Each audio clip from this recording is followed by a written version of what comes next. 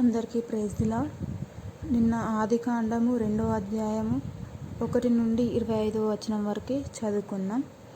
ఇవాళ ఆదికాండము 3వ అధ్యాయము 1 నుండి 24వ వచనం వరకు చదువుకుందాం.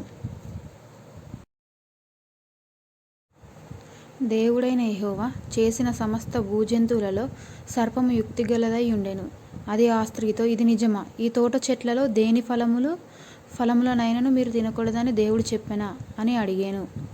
అందుకు స్త్రీ, ఈ తోట చెట్ల ఫలములను మేము తినవచ్చును. అయితే తోట మధ్యనున్న చెట్టు ఫలములను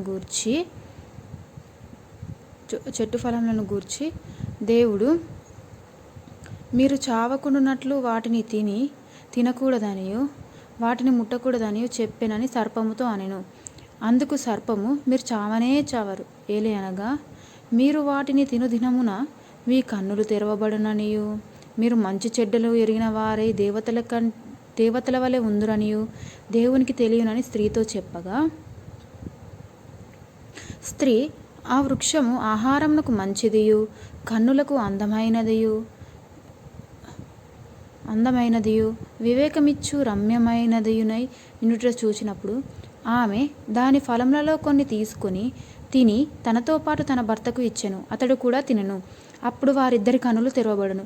వారు తాము దిగంబరులమని తెలుసుకొని అంజూరపు ఆకులు కుట్టి తమ కచ్చడములు చేసుకొనిరి.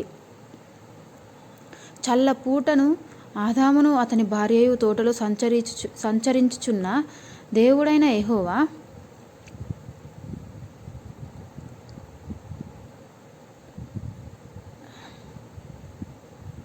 అంజూరపు ఆకులు కుట్టి తమ కచ్చడం చేసుకునిరి. చల్లపూటను ఆదామును అతని భార్యయు తోటలో సంచరించుచున్న దేవుడైన యెహోవా స్వరం విని దేవుడైన యెహోవా ఎదుటికి రాకుండా తోట చెట్ల మధ్యన దావుకొనగా దేవుడైన యెహోవా ఆదామును పిలిచి, నీవెక్కడ ఉన్నావనెను.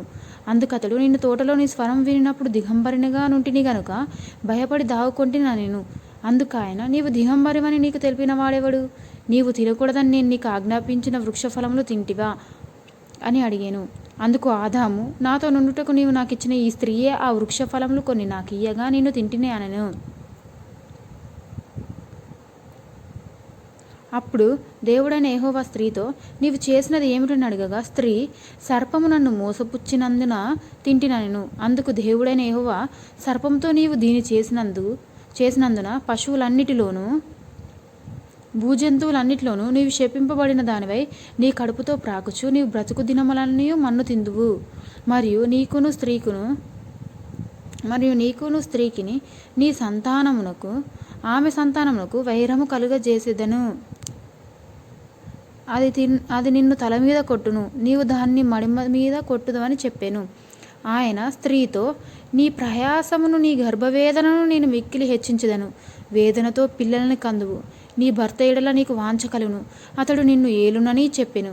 ఆయన ఆదాముతో, నీ భార్య మాట విని తినవద్దని నేను నీకు ఆజ్ఞాపించిన వృక్షఫలములు తింటివి గనక నీ నిమిత్తం నేల శపింపబడి ఉన్నది. ప్రయాసముతోనే నీవు బ్రతుకు దినములన్నీ దాని పంట తిందువు. అది ముండ్ల తుప్పలను గచ్చ పొదలను నీకు మొలిపించును. పొలములోని పంట తిందువు. నీవు నేలకు తిరిగి చేరు వరకు నీ ముఖపు చెమట కార్చి ఆహారం తిందువు. ఏలయనగా నేల నుండి నీవు తీయబడితివి, నీవు మన్నే గనుక తిరిగి మన్నైపోదు అని చెప్పాను. ఆదాము తన భార్యకు అవ్వ అని పేరు పెట్టెను. ఏలయనగా ఆమె జీవం గల ప్రతివానికి తల్లి. దేవుడైన యెహోవా ఆదామునకు అతని భార్యకు చర్మపు చొక్కాయలు చేయించి వారికి తొడిగించెను. అప్పుడు దేవుడైన యెహోవా, ఇదిగో, మంచి చెడ్డలను ఎరుగునట్లు ఆదాము మనలో ఒకని వంటి వాడాయను. కాబట్టి అతడు ఒకవేళ తన చెయ్యి చాచి జీవవృక్ష ఫలమును కూడా తీసుకుని తిని నిరంతరం జీవించునేమో అని దేవుడైన యెహోవా అతడు ఏ నేల నుండి తీయబడినో దాన్ని సేద్యపరచుటకు ఏదెను తోటలో నుండి అతన్ని పంపివేసెను. అప్పుడు ఆయన ఆదామును వెళ్ళగొట్టి ఏదెను తోటకు తూర్పు దిక్కున కేరుబులను జీవవృక్షపు మార్గమును కాచుటకు ఇటు అటు తిరుగుచున్న ఖడ్గజాలను నిలువబెట్టెను.